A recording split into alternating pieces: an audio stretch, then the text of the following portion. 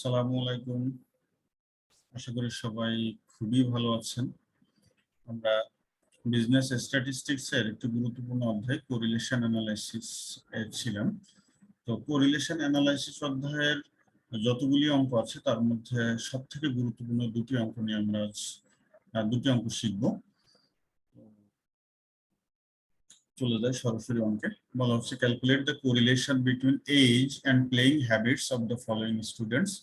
নিচের এই যে কিছু তথ্য আছে সেখান থেকে এজ এবং প্লেইং হ্যাবিট এই যে দুটি চলক তাদের মধ্যে কোরিলেশন বের করতে বলা হচ্ছে। তো দেখা যাচ্ছে এইজের যে মানগুলি আছে দেওয়া আছে, নাম্বার অফ স্টুডেন্টস এখানে দেখুন নাম্বার অফ স্টুডেন্টস দেওয়া আছে, আর দেওয়া আছে রেগুলার প্লেয়ার। তো খেয়াল করুন আমাদেরকে বলেছে এজ এবং প্লেইং হ্যাবিট বের করতে, কিন্তু প্লেইং হ্যাবিট নামে এখানে কোনো চলক দেওয়া নাই। এটিই হলো এই অঙ্কের বিশেষত্ব। এই ধরনের অঙ্ক পরীক্ষাতে বারবার আসতে দেখা যায়, তাই খুব গুরুত্ব সহকারে অঙ্কগুলি শিখতে হবে। আমাকে একটি চলক দিয়ে দিয়েছে আর দুটি চলকের মাধ্যমে আমাকে ক্লু দিয়ে দিয়েছে, হ্যাঁ, যেখান থেকে আমাকে এই প্লেইং হ্যাবিট নামে অন্য একটি চলক বের করতে হবে। ক্যালকুলেশনে যদি আসি, আমরা প্রথমে একটি টেবিল করব। টেবিল করে সেখানে প্রথম যে চলকটি এইজ, তাকে নাম দিলাম আমরা এক্স। এইজের যে চলকটি তার মানগুলি এখানে ইনপুট দিব 16 থেকে 21 পর্যন্ত। এই যে 16 থেকে 21 পর্যন্ত ইনপুট দেওয়া হলো। এরপর দ্বিতীয় চলক যেটি ছিল নাম্বার অফ স্টুডেন্টস, সেটি 250 থেকে 100 পর্যন্ত। এই যে নাম্বার অফ স্টুডেন্টস 250 থেকে 100 পর্যন্ত আমরা মান ইনপুট দিয়েছি। এরপর রেগুলার প্লেয়ার নামে একটি আমাদের চলক ছিল, সেই মানগুলি আমরা এখান থেকে ইনপুট দিয়েছি, যে এখানে 50 পর্যন্ত এই মানগুলি আমরা ইনপুট দিলাম। দেওয়ার পর আমার কাছে আসলে চেয়েছে এইজ এবং প্লেইং হ্যাবিট, এটার মধ্যে আসলে কোরিলেশন কোথায়। তো সরাসরি প্লেইং হ্যাবিটটা দিয়ে দেয় নাই, আমাদেরকে এটি বের করে নিতে হবে। কিভাবে বের করব? এখানে তথ্য দিয়েছে মোট স্টুডেন্ট আর কারা রেগুলার খেলা করে। 250 জন প্লেয়ার আছে, তাদের মধ্যে খেলা করে 200 জন। তো এইভাবে আমরা বের করে ফেলবো একটু এখানে ঐকিক নিয়মে। 250 জনের মধ্যে খেলা করে 200 জন, এই যে 250 জন, দেখেন 250 জনের মধ্যে খেলা করে 200 জন। একজনের মধ্যে খেলা করে কতজন? 100 জনের মধ্যে খেলা করে কতজন। এখানে শতকরাতে আপনার উত্তরটি আসবে, কিন্তু এখানে শতকরা লিখতে হবে না। এই যে 80, দেখুন এখানে 80 আসছে। আমরা ঠিক একইভাবে করবো কি, 200 জনের মধ্যে খেলা করে 150 জন, একজনের মধ্যে খেলা করে কতজন? 100 জনের মধ্যে খেলা করে কতজন? আমরা পেয়ে যাবো 75। ঠিক একইভাবে পাবো কি, 120 জনে 48, একজনে কত? 100 জনে কত? এভাবে আমরা এই যে মানগুলি বের করে ফেলতে পারবো। আর আপনি আসলে কিছুদিন প্র্যাকটিস করার পরে দেখতে পাবেন যে আপনাকে এভাবে ঐকিক নিয়ম না করলেও চলবে। তখন জাস্ট করবেন কি, টোটাল ধরেন এখানে আছে আমার 150 জন। 150 জন নিয়মিত খেলে কতজনের মধ্যে? 200 জনের মধ্যে। 200 যতজন মোট স্টুডেন্ট যতজন, তাকে নিচে রাখবেন, রেখে তারপরে তাকে 100 দ্বারা গুণ করবেন। করলে দেখবেন এই 76। সরি, আমার মনে হয় এখানে কোনো ক্যালকুলেশনে ভুল হচ্ছে। 150 জন খেলে 200 জনের মধ্যে, তাহলে ভাগ হবে 200 ইন্টু 100, এই যে 75 জন। সো আমরা এভাবে ঐকিক নিয়মেও করতে পারি, অথবা মোট স্টুডেন্টকে নিচে রেখে রেগুলার প্লেয়ারদেরকে উপরে রেখে 100 দিয়ে গুণ করেও আমরা এই মানগুলি বের করতে পারি।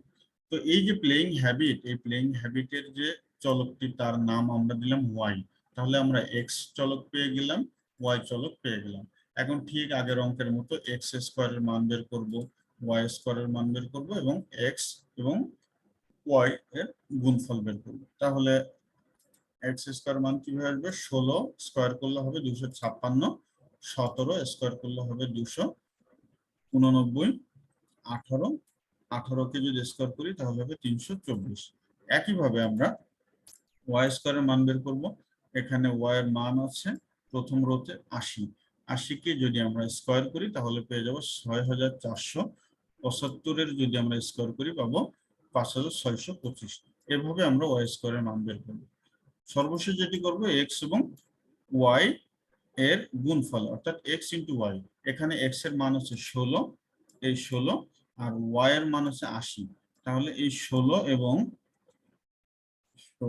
এবং 80-কে আমরা যদি গুণ করি তাহলে পেয়ে যাবো 1280। ঠিক একইভাবে আমরা যদি ধরেন এখানে আরেকটা করে দেখি, 20, এই 20-এর সাথে যদি আমরা 40 গুণ করি তাহলে পেয়ে যাব 800। তো এক্স এবং ওয়াই এর মান পেয়ে গেলাম।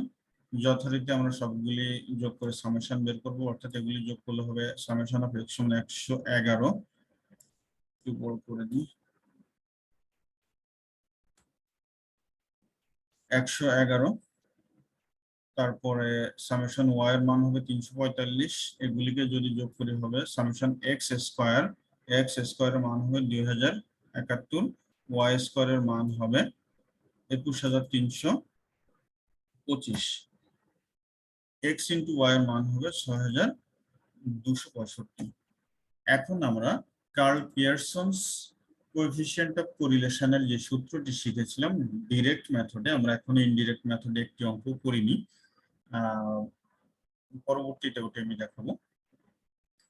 তো সূত্রটি আমরা লিখে ফেললাম, লিখে এই সূত্রে এখন আমরা জাস্ট মানগুলি ইনপুট দিব, যেই এক্স এবং ওয়াই চলকের যে মানগুলি আমরা পেয়েছি এখানে, সেই মানগুলি ইনপুট দিব। এখানে আমরা সামেশন এক্স ওয়াই এর মান পেয়েছিলাম, কত পেয়েছিলাম এখানে,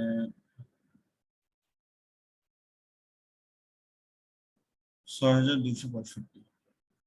এখানে পেয়েছিলাম 6200,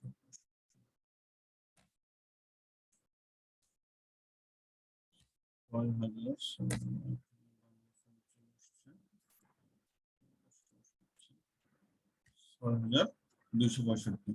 তো এই যে মানটি আমরা এখানে বসলাম 6265 মাইনাস এক্স এর মান 111 ইন্টু 45, ওয়াই এর মান হচ্ছে 345, আর নাম্বার অফ আইটেমস এন এর মান ছিল আমাদের 6। এখন আমরা নিচে রুট ওভার এক্স স্কোয়ারের মান পেয়েছি 2071 মাইনাস এক্স হোল স্কোয়ার 111, এই যে 111, এই 111-কে আমরা এখানে আনবো whole square divided by N, N এর মান হচ্ছে আমরা জানি নাম্বার অফ আইটেম 6, এরপর ইনটু ওয়াই, ওয়াই এর মান আমার হাতে আছে হচ্ছে, ওয়াই স্কোয়ারের মান হাতে আছে 21325, 21325 আনা হলো। তারপরে আমরা উপরে ওয়াই, এই যে ওয়াই 345 মান, এটির হোল স্কোয়ার ডিভাইডেড বাই 6। এখন আমরা যদি এটিকে ক্যালকুলেশন করি, ক্যালকুলেশন করলে মান পেয়ে যাব -0.73। এখানে আমাদেরকে কমেন্ট করতে বলে নাই, যদি কমেন্ট করতে বলতো তাহলে আমরা বলতাম যে highly negative correlation, the relation between age and playing habit is highly negative, অর্থাৎ বয়স বাড়ার সাথে সাথে খেলা করার যে অভ্যাসটি এটি কমে, সেটি আমরা প্রমাণ করলাম। দ্বিতীয় যে অঙ্কটি আছে এটিও খুবই গুরুত্বপূর্ণ, এখানেও 3টি চলক আছে, একটি চলক আমাদেরকে সরাসরি দিয়েছে, অপর চলকটি আমাদেরকে বের করে নিতে হবে। আমি আবারও বলছি, ফাইনাল পরীক্ষাতে এই ধরনের কোশ্চেন আমরা খুব দেখে থাকি। ঢাকা ইউনিভার্সিটি আন্ডারে যে পরীক্ষাগুলো হচ্ছে 4 ডিপার্টমেন্টেই, আবার ন্যাশনাল ইউনিভার্সিটিতে যে বিগত বছরের কোশ্চেনগুলি আমি অ্যানালাইসিস করে দেখলাম, এই টাইপের কোশ্চেন একটু বেশি দেখা যায়। ওকে, এখন 5 নাম্বার যে প্রবলেমটি আমরা সলভ করতে যাচ্ছি, এখানে বলা হচ্ছে following figures give the rainfall inches for the year and the production in 0 of kgs for the rabi crop and kharif crop। এখানে রবি শস্য এবং খরিফ শস্য নামে আমাদের যে আসলে বাংলাদেশে শস্য প্রধানত আমরা জানি রবি এবং খরিফ, একটি শীতকালীন আর একটি কি গরমকালীন শস্য। তো এই দুটির তথ্য আমাদেরকে দিয়েছে, দিয়ে বলা হচ্ছে calculate the Karl Pearson's coefficient of correlation between the rainfall and total production. এখানেই হচ্ছে আপনাকে একটু সচেতন ভাবে, একটু কেয়ারফুলি দেখতে হবে যে আমাকে আসলে কোন দুটি চলকের মধ্যে কোরিলেশন বের করতে বলেছে। আমাকে কিন্তু কোরিলেশন বের করতে বলেছে, দেখেন, রেইনফল এবং টোটাল প্রোডাকশন। রেইনফল কিন্তু এখানে আমরা দেখছি আমাদের কাছে সরাসরি রেইনফলের তথ্য আছে, কিন্তু টোটাল প্রোডাকশনের তথ্য কি আছে? এখানে রবি প্রোডাকশন আছে, খরিফ প্রোডাকশন আছে। রবি প্রোডাকশনের যে মান সেটি আছে, খরিফ প্রোডাকশনের মান আছে, কিন্তু টোটাল প্রোডাকশনের মান আমাকে দেয়নি, দেওয়া হয়নি। আমাকে টেস্ট করছে যে আমি আসলে অঙ্কটি বুঝি কি, বা আমাকে ক্লু দিলে আমি এখান থেকে বের হয়ে আসতে পারবো কি। তো আমরা যথারীতি সলিউশনে চলে যাই। সলিউশনে আমাদেরকে টেবিল করতে হবে। তো প্রথম চলক যেহেতু রেইনফল, আমরা রেইনফলকে আমরা এক্স নাম দিলাম। এখানে আপনি যদি মনে করেন যে এ বি সি দিবেন, অর্থাৎ এ দিবেন, দ্বিতীয় চলককে বি দিবেন, তাতেও সমস্যা নেই। তো আমরা এখানে এ দিলাম। এরপর আমার যে দ্বিতীয় চলকের মানটি দেওয়া আছে সেটি লিখতে হবে। দ্বিতীয় চলক হচ্ছে রবি প্রোডাকশন। তো রবি আমি সংক্ষেপে লিখলাম প্রো। আপনি প্রোডাকশন চাইলে জায়গায় যদি সংকলন হয়ে লিখতে পারেন। লেখার পরে আমার যে মানগুলি আছে 15, 18, 20, 22, 40, এভাবে যে মানগুলি আছে সেই মানগুলি আমরা এখানে ইনপুট দিয়েছি। আর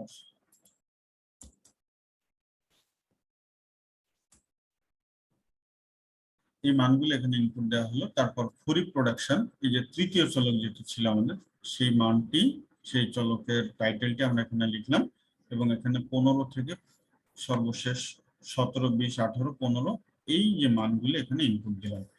এখন হলো মজার বিষয়, আগের অঙ্কে আমাকে শতকরা সিস্টেমে প্লেইং হ্যাবিট বের করতে হয়েছিল, এখনো কি তাই করব? দেখুন, আমাকে বুঝতে হবে যে চেয়েছে টোটাল প্রোডাকশন। টোটাল প্রোডাকশন মানে কি, এক বছরে দুটি শস্য হয়। রবি হচ্ছে 15 ইউনিট, খরিফ হচ্ছে 30 ইউনিট। যেহেতু টোটাল বলেছে, তার মানে আমরা এই দুটিকে যোগ করলে আমরা টোটাল পেয়ে যাবো। আন্ডারস্ট্যান্ড? আশা করি আপনারা খুব সহজেই ধরতে পারবেন যে এই যে কলামটি এবং এই কলামটি, প্রত্যেকটি এই দুটি কলামের প্রতি রো এর যে যোগফল সেটি হবে টোটাল প্রোডাকশন। তাহলে আমরা যোগ করে ফেলি, 15, 15, 30, 18 এবং 17, 35, 20, 20, 40, 32, 18, 50, এভাবে আমরা ওয়াই এর মান পেয়ে গেলাম। ওয়াই এর মান যখন পেয়ে গেলাম, তখন একদম সিম্পল আগের মতো এক্স স্কোয়ারের মান বের করব, অর্থাৎ এটি এক্স, এটি আমার ওয়াই। তখন এক্স স্কোয়ার বের করব, ওয়াই এর স্কোয়ার বের করব, এবং এক্স ইন্টু ওয়াই করব। এক্স প্রথম যে মানটি ছিল 20, 20কে স্কোয়ার করলে হয় 400। দ্বিতীয় মান ছিল আমাদের 22, তাকে যদি স্কোয়ার করি তাহলে হবে 484। এভাবে আমরা এক্স স্কোয়ারের মান বের করব। ওয়াই স্কোয়ারের মান বের করবো কিভাবে? আমার ওয়াই এর মান হচ্ছে 30, 30কে স্কোয়ার করলে 300, 35কে স্কোয়ার করলে 1225, 40কে স্কোয়ার করলে 1600, এভাবে বের করে ফেলবো। সর্বশেষ যেটি বের করবো এক্স ওয়াই এর মান। তো আমার এক্স আছে 20, ওয়াই আছে 30, 3 দিয়ে 6, আমরা পেয়ে গেলাম 600। এরপর 22, এখানে আছে 22, এখানে আছে 35, 22 ইন্টু 35, 770, এখানে আছে 24, আর এখানে আছে 40। এই দুটিকে যদি আমরা গুণ করি তাহলে পেয়ে যাব 960। এভাবে আমরা এক্স ওয়াই এর মান পেয়ে যাব। এখন আমরা সামেশন অফ এক্স বের করব, অর্থাৎ আমরা এগুলি যোগ করব, যোগ করলে পেয়ে যাবো 182। সামেশন ওয়াই, এগুলিকে যোগ করলে আমরা পেয়ে যাব ওয়াই এর মান 330। সামেশন এক্স স্কোয়ারের মান পেয়ে যাব 4884। সামেশন ওয়াই স্কোয়ারের মান বের করবো 16450, এবং এক্স ওয়াই এর মান বের করবো 8870। এখন আমরা কার্ল পিয়ারসনস কোএফিসিয়েন্ট অফ কোরিলেশনের যে সূত্রটি আছে সেই সূত্রটি আবার এখানে লিখব। আমরা এখানে একটু লিখতে পারি উই নো, তাহলে একটু ভালো দেখা যায়। উই নো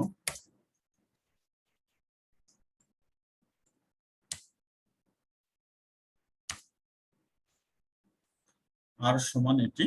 এখন আমরা জাস্ট মান ইনপুট দিব, এটি আর ব্যাখ্যা করব না, আপনারা জানেন। এখানে সামেশন এক্স ওয়াই এর মান যেটি আছে, সামেশন এক্স ওয়াই এর মান 8870, সেই মানটি এখানে বসানো হয়েছে। সামেশন এক্স 182 ইন্টু 330, আর এন এর মান হচ্ছে নাম্বার অফ আইটেমস আমাদের এখানে আছে 7টি, তাই আমরা এখানে 7 দিয়েছি। এক্স স্কোয়ার এর মান আছে আমাদের 4844 মাইনাস এক্স তার হোল স্কোয়ার, এখানে 182 স্কোয়ার ডিভাইডেড বাই 7। এখানে আছে ওয়াই তার ওয়াই স্কোয়ারের মান আছে 16450, সেটি দিলাম। আর ওয়াই এর মান আছে 330, সেটি হোল স্কোয়ার ডিভাইডেড বাই 7। এখন আমরা ক্যালকুলেশন করবো, ক্যালকুলেশন করলে আনসার পেয়ে যাব 0.91। তো আমি আবারও বলছি যে সরাসরি যদি একটি চলক দেওয়া থাকে আর ভিন্ন দুটি চলক দিয়ে ক্লু দেওয়া হয়, সরাসরি দ্বিতীয় চলকটি না দেওয়া থাকে, তাহলে কখনো আপনাকে মোট করে, কখনো বিয়োগ করে, কখনো শতকরায় বের করে আমাকে যে দ্বিতীয় চলকটি সেটি বের করে নিতে হবে। দ্বিতীয় চলকটি বের করার পর অ্যাজ ইউজুয়াল আমরা সিম্পল কোরিলেশন কার্ল পিয়ারসনের যে সূত্রটি ব্যবহার করেছি, এই সূত্র, সেই সূত্রে মানগুলি ইনপুট দিলেই আমরা কাঙ্ক্ষিত উত্তর পেয়ে যাব। এবং মনে রাখতে হবে আমাদের যে আনসারটি বের হবে সেটা অবশ্যই +1 থেকে বড় হবে না বা -1 থেকে ছোট হবে না। যদি কখনো ধরেন এমন মান চলে আসছে যে 1.01, তাহলে আপনি বুঝবেন আপনার ক্যালকুলেশনে কোথাও ভুল হয়েছে, আবার আপনি নতুন করে ক্যালকুলেশন করে নেবেন। আশা করি বুঝতে পেরেছেন। সবাই ভালো থাকবেন। আসসালামু আলাইকুম।